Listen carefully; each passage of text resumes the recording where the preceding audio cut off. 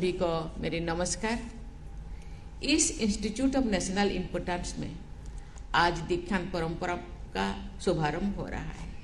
इस प्रथम दीक्षांत समारोह के साथ आपके संस्थान के इतिहास का प्रथम अध्याय संपन्न हो रहा है। इस ऐतिहासिक अवसर पर मैं एम्स कल्याणी की पूरी टीम की साधुवाद देती हूँ। आज उपाधि प्राप्त करने वाले सभी विद्यार्थियों को मैं बधाई देती हूँ। पदक प्राप्त करने वाले विद्यार्थियों के श्रेष्ठ प्रदर्शन के लिए मैं उनकी विशेष सराहना करती हूँ।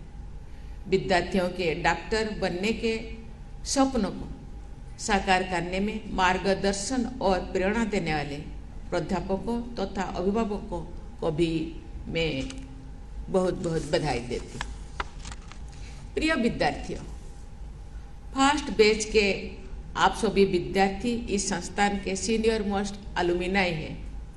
आप जो प्रतिष्ठा अर्जित करेंगे उसके आधार पर एम्स कल्याणी की पहचान बनेगी। इस प्रकार इस संस्थान के इतिहास में शामिल होने के साथ साथ आप सब एम्स कल्याणी के भविष्य निर्माता भी हैं। दीक्षांत अर्थात औपचारिक शिक्षा के संपन्न होने के साथ साथ हमारी परंपरा में समावर्तन संस्कार भी होता था। समावर्तन का भावार्थ है शिक्षित और दक्ष होकर समाज में वापस लौटना। समावर्तन के साथ ही व्यवहारिक जीवन में प्रवेश का शुभारंभ होता है। आज आप सबका दीक्षांत भी है और आज से ही आप सबका समावर्तन भी हो रहा है। लेकिन आपको ये याद रखना है कि विद्या का अर्जन करना निरंतर चलने वाले प्रक्रिया है। ये आपका शेष स्टेप नहीं है, शेष पाया नहीं है।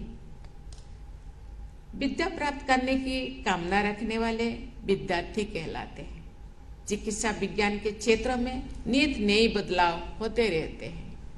अपने अंदर के विद्यार्थियों को आप सदैव जीवंत बनाए रखिए और नई शोध अनुसंधानों तथा चिकित्सा पद्धतियों के बारे में जानकारी प्राप्त करते रहेंगे। आपके इस संस्थान का अत्यंत सार्थक ध्येय वाक्य है स्वास्थ्यम सर्वार्थ साधकम, अर्थात स्वास्थ्य के आधार पर अन्य सभी लक्ष्य प्राप्त किए जा सकते हैं।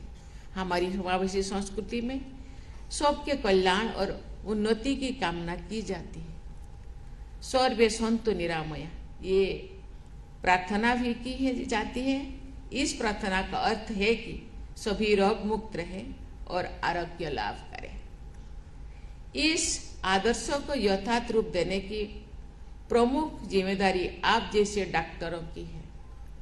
जो लोग साधन संपन्न नहीं है उनको स्वस्थ रखने की आपकी जिम्मेदारी और भी अधिक महत्वपूर्ण है। आप सभी चिकित्सा विज्ञान के विद्यार्थी हैं, लेकिन सबसे पहले आप भारत के सचेत नागरिक हैं। सभी कार्य क्षेत्रों में सक्रिय देशवासियों को हमारी देश की महान विरासत के बारे में जानकारी भी होनी चाहिए और गौरव भी। अपनी जन्मभूमि, कर्मभूमि और विद्या स्थली की जानकारी भी होनी चाहिए। एम्स कल्याणी चैतन्य महाप्रभु की पवित्र जन्मस्थली के क्षेत्र में स्थित है। महाप्रभु यहाँ से ओडिशा गए और मुख्यतः जगन्नाथपुरी से उन्होंने अपना आध्यात्मिक संदेश प्रसारित किया। 19वीं सदी में भारत का नवजागरण में नदिया के सपूत दीनबंधु मित्र के नाटक नील दर्पण की बहुत बड़ी भूमिका थी। और नाटक ब्रिटिश हुकूमत के अत्याचार तथा नील की खेती के लिए विवश किए गए किसानों के कष्ट और संघर्ष की गाथा है। ये क्षेत्र स्वाधीनता सेनानी बाघा जतीन की महानता का साक्षी रहा है। उन्होंने उद्घोष किया था आम्रा मोरबो जगत जागबो। ओडिशा के बालेश्वर में ब्रिटिश राज की सेना का सामना करते हुए उन्होंने भारत माता की स्वाधीनता के लिए अपने प्राण न्यौछावर किए थे। बाघा जतीन के बलिदान को सभी देशवासियों के साथ ओडिशा के लोग विशेष श्रद्धा के साथ स्मरण करते हैं। ओडिशा में उनकी स्मृति में आयोजित कुछ कार्यक्रमों में शामिल होने का सौभाग्य मुझे प्राप्त हुआ था।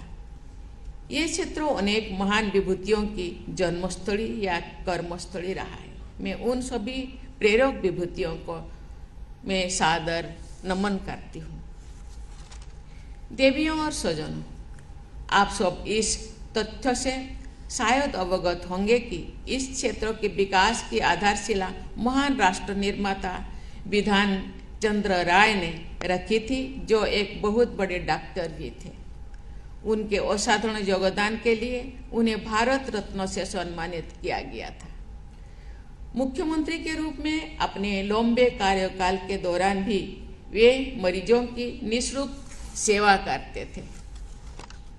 उनके सम्मान में हमारे देश में 1 जुलाई को डॉक्टर्स डे मनाया जाता है, जो संयोग से उनकी जन्मतिथि भी है और पुण्यतिथि भी है।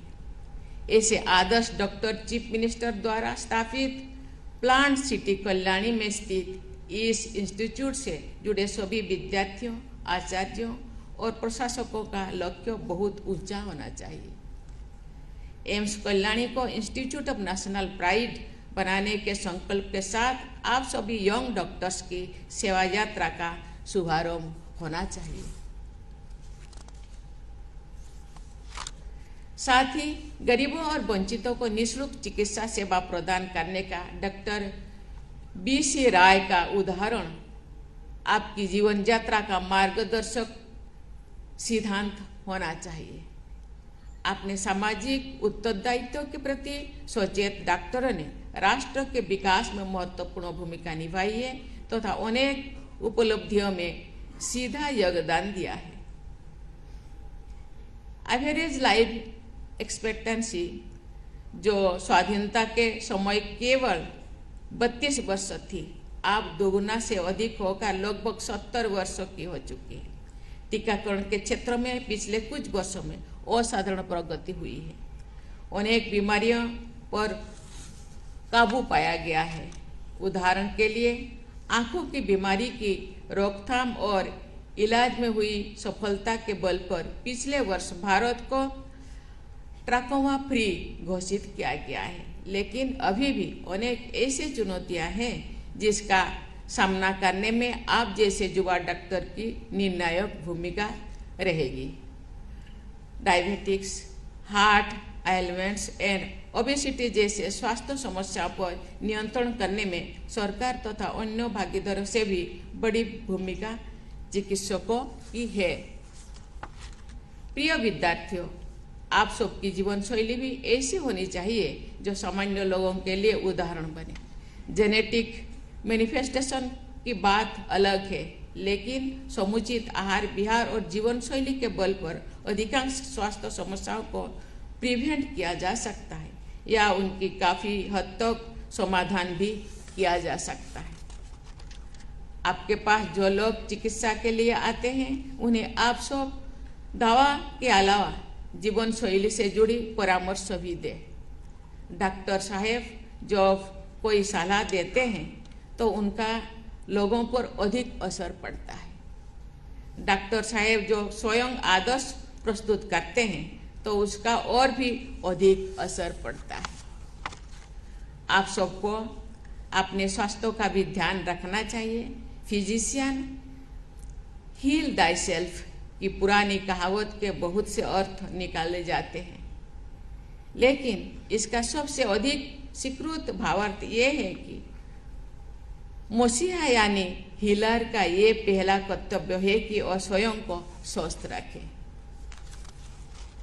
देवियों और स्वजनों, मुझे बताया गया है कि आज उपाधि प्राप्त करने वाले विद्यार्थियों में जो अपने हायर मेडिकल एजुकेशन जारी रखेंगे वे 3 साल के लिए तथा अन्य विद्यार्थी 1 साल के लिए जूनियर रेसिडेंस डॉक्टर के रूप में काम करेंगे। रेसिडेंसी का मतलब ही होता है कि डॉक्टर अस्पताल में उपलब्ध हो।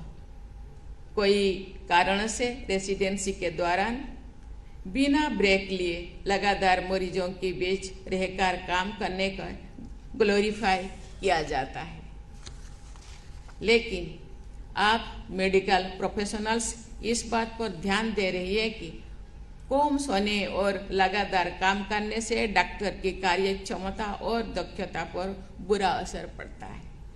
ऐसी स्थिति में ना डॉक्टर की भलाई है और ना ही मरीज की। कुछ रेसिडेंट डॉक्टर अधिक से अधिक अनुभव और जानकारी पाने के उत्साह में लगातार बिना आराम किए काम करने की आदत डाल देती है। इस मुद्दे पर अध्ययन करने वाले वरिष्ठ शोधकर्ताओं ने ये सलाह दी है कि लॉन्ग आवर्स तथा लैक ऑफ स्लीप युवा डॉक्टरों के लिए लाभदायक नहीं है। इसको ध्यान में रखना चाहिए। प्रिय विद्यार्थियों, मैं एक बार फिर आप सबको बधाई देती हूँ। मैं ये मंगल कामना करती हूँ कि आप सब अपने संस्थान के लिए गौरवशाली परंपराओं का निर्माण करें तथा एक स्वस्थ और समृद्ध भारत के निर्माण में भी अपना महत्वपूर्ण योगदान दें। धन्यवाद। जय हिंद, जय भारत।